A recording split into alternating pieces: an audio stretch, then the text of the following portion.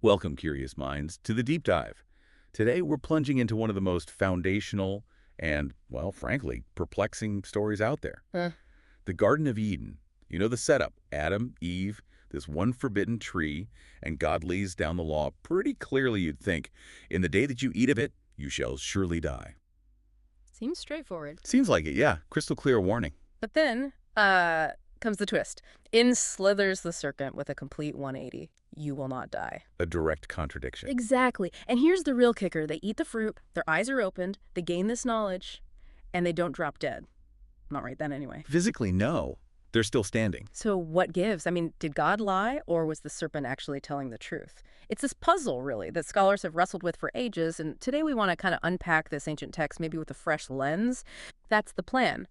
Our mission really is to pull out the key insights from various sources. We're looking at academic work like Skylar Fiction's essay, Echoes in Eden, but also bringing in other scholars too. And the goal isn't to, pick a winner, God versus serpent. It's more about understanding how both figures might actually be conveying, well, different pieces of the truth, partial truths maybe. Partial truths, okay. Yeah, and remembering what John Mackenzie points out, this isn't meant as literal history, right? It's a powerful myth trying to explain deep human things like suffering, like how we became morally aware. Right, it's symbolic. So keeping that in mind, let's really focus first on Yahweh's warning. Genesis 2.1 and 7. On the day you eat of it, you shall surely die. A contradiction seems so stark. They eat, they see differently, they know more, they live on. They certainly don't die on that day. Where do we even start with that? Well, the first place to look is the original Hebrew. It's crucial here. Okay. That phrase, you shall surely die, it translates this Hebrew idiom. Yeah. Tamut.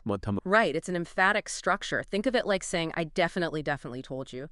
It stresses the certainty, the process maybe, more than the exact timing. Umberto Cassuto, a key scholar here, argues this phrase doesn't have to mean instant physical death, like poof, you're gone. Ah, okay, so not like flipping a switch. Exactly. Cassuto suggests it points to the start of something, the beginning of a state, a condition, the onset of mortality, the slow process of decay, and crucially, alienation, separation. Wow, okay. That changes things quite a bit. So death isn't just about breathing or not breathing, it's bigger. Should seem so, yeah. Especially when you connect it, like John Mackenzie does, to the function of the story as myth. If it's about our moral awakening or alienation from the divine, then death takes on this huge theological weight. It's about losing that direct connection with God, that harmony. It's the birth of, existential angst, almost. So in that sense, Yahweh's warning is true, theologically true. A spiritual death, then. That's a great way to put it. John W. Rogerson really emphasizes this. He notes that death in the Hebrew mindset often just means separation. Separation from God, from community, from wholeness. And what happens the moment they eat? Shame, hiding, blame, eventually exile. That is alienation. It begins right then. That's the death that enters the garden. That makes so much more sense than just, waiting for them to keel over. Richard Davidson also warns about us modern readers, right? Mm-hmm. We tend to slap these legalistic interpretations onto ancient texts. Mm-hmm. Exactly. We read, you shall surely die, like a judge passing a sentence. But maybe it was meant as more of an existential, evocative warning, like this path leads away from life. Precisely. It's couched in what you might call a language of sacred ambiguity. The warning is real, it's truthful, but it points to something deeper than just biological cessation. It's about the unraveling of intimacy, innocence, that divine connection, an existential death, not an instantaneous one. Okay, that reframes God's words significantly. Okay. Then there's the serpent. We have to talk about the serpent. Absolutely, can't avoid it. Its part is short, but wow, does it pack a punch? You will not surely die. Flat out contradiction. And then the reason. For God knows that when you eat of it, your eyes will be opened and you will be like God, knowing good and evil. Notice the appeal there. It's not about pleasure, not really about rebellion at that moment. It's about knowledge, wisdom. Right, and this is where, like you said earlier, it gets really interesting. If we just stick to the story itself, what happens? Does the serpent's prediction come true? Well, let's look at the text. Genesis 3, verse 7. What does it say? Then the eyes of both were opened. Check one for the serpent. Okay, yeah. Directly confirmed. And then a bit later, Genesis 3.22, Yahweh himself says, and this is stunning, see, the man has become like one of us, knowing good and evil. Wow, so God confirms the second part too. It seems so, right within the narrative. As Skylar Fiction's essay highlights, these confirmations suggest the serpent wasn't just spinning lies, it was revealing something hidden, something true about that fruit's effect. So, Not a liar then, at least not entirely. Well, L. Gregory Bloomquist offers this really helpful frame. He sees the serpent as a liminal figure. Think trickster archetype, common in ancient Near Eastern myths. Okay, like Loki or Coyote. Sort of, yeah. These figures often challenge authority, they shake things up, they catalyze change. They don't always lie, but they reveal uncomfortable truths, forbidden knowledge, usually at a cost. Bloomquist argues the serpent here isn't Satan that comes later, but this archetype. It's offering access to something real, something transformative. That's a big point, the Satan thing, because that's how most people think of the serpent, right? Yeah. As Satan in disguise, the ultimate liar. Definitely the common interpretation, but it's important to see where it comes from.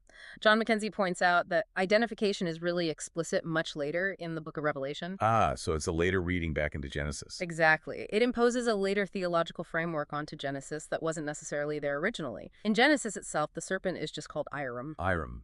And that means... Usually translated crafty or shrewd. It implies cleverness, maybe cunning, but not inherently evil or malicious in the way we think of Satan. Interesting. Crafty, not demonic. And Phyllis Tribble adds another layer. She sees the serpent's words sparking something in Eve, a desire for, theological agency, a move beyond just blind obedience. So Eve isn't just tricked, she's thinking, engaging. Tribble argues Eve is drawn to the possibility of becoming more aware, more godlike in understanding. She calls Eve the first theologian, grappling with big questions because of the serpent's words. Not seduced by a lie, but by the promise of wisdom. Okay, this is getting complex. If Yahweh's warning has this deeper symbolic truth, and the serpent's words are actually confirmed by the narrative, what does this do to our neat categories of good and evil, truth and lies in this story? It messes them up, doesn't it? Which might be the point. Huh, yeah. It seems like the Eden story isn't about clear-cut heroes and villains. You called it overlapping truths earlier. Yeah, it feels like a literary paradox is being set up, where both God and the serpent can be seen as speaking truthfully, just different kinds of truth, from different perspectives. And you're saying that ambiguity, that lack of a simple answer, isn't a mistake? Not at all. I think it's a core feature. Tikva Framer-Kensky talks about how ancient Hebrew narratives were often really sparse, suggestive. They invited the reader or listener to participate, to wrestle with the meaning. So Genesis isn't just telling us who lied. It's making us think about knowing and not knowing, about trust and doubt. Exactly. It forces us to hold both truths. Yahweh's warning about death, the spiritual, relational death, the alienation Rogerson talked about that comes true. Shame, exile, loss of intimacy, real consequences. Right, that happens. But the serpent's prophecy also unfolds just as it said, eyes opened, becoming like God in knowing good and evil. Tribble calls it the painful birth of moral consciousness. That also happens. And you mentioned the structure of the text itself supports this duality. Yeah, Robert Alter's work on the literary art of the Bible is great here. He points out the intentional patterns in Genesis, the symmetries, the repeated phrases, the way tensions build without easy resolution. Like it's crafted specifically to make you ponder? It really seems that way. Crafted to provoke spiritual and ethical questions, not just hand-down answers. Who gets to define truth? What does death really mean? Is knowledge worth the price? These are the questions the story raises. And James Kukul reminds us, biblical authors often worked with oral traditions. Contradictions weren't necessarily errors to be fixed. They could be part of the layered meaning. Layered meaning. Polyphonic truth, you said. Right. Yahweh offers the divine perspective, the warning about separation. The serpent offers the experiential insight, the consequence of eating the fruit. Both are true in their own way. Neither is the complete picture. The tragedy, the rupture, comes from the collision of these partial truths. Okay, so if that's the dynamic in this ancient story, Yeah. What does that mean for us? How does this resonate today? I think it resonates deeply. Don't we constantly navigate conflicting voices, competing claims on truth, different perspectives that all seem to hold some validity? Yeah, all the time. The Eden story kind of mirrors that complex reality, that existential situation we're all in.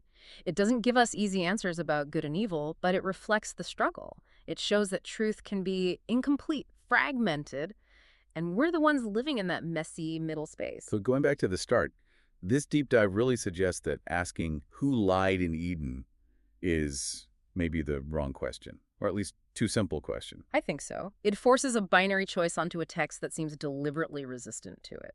Yahweh's warning about death points to a profound existential reality, even if not immediate physical death. Yes, a truth about alienation and the consequences of crossing certain boundaries. And the serpent's words about opened eyes and knowing good and evil, they're confirmed within the story itself. Narratively and arguably theologically affirmed. Another kind of truth. Partial truth, both of them.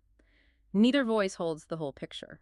And you said this ambiguity is its power, a mythopoetic mirror. Exactly. Reflecting our own human struggle with growing up, morally speaking, with authority, with the cost and the gift of knowledge. And I love Phyllis Tribble's line again. The serpent is the first theologian. Eve is the first exegete. She doesn't just passively sin. She interprets, she weighs, she chooses, she acts. Yeah, she engages. It's the beginning of human moral agency, maybe. Painful, but necessary. And that tension, that need to interpret and choose between competing truths, competing authorities, that hasn't gone away. We still live there. We absolutely do. Which makes Eden maybe less about a fall from grace and more about a step into consciousness, into the complexities of moral life. So a final thought then. If we move past who lied, Yeah. what should we be thinking about? Maybe think about this. The story suggests God's voice might be complex, even mysterious. And sometimes uncomfortable truths, catalysts for change, might come from unexpected, even unsettling places, like a serpent. Now, this doesn't mean anything goes morally, not at all, but it complicates things beautifully. Truth in Genesis seems multifaceted. Yahweh warns of separation, the serpent promises awareness. Both happen, both shape the human journey that follows. So the question isn't who lied, but what changed, Yeah. what was awakened. And maybe the answer, after looking at all this, is you, humanity, our awareness. That's a powerful way to see it. The birth of the questioning, choosing, suffering, knowing human being.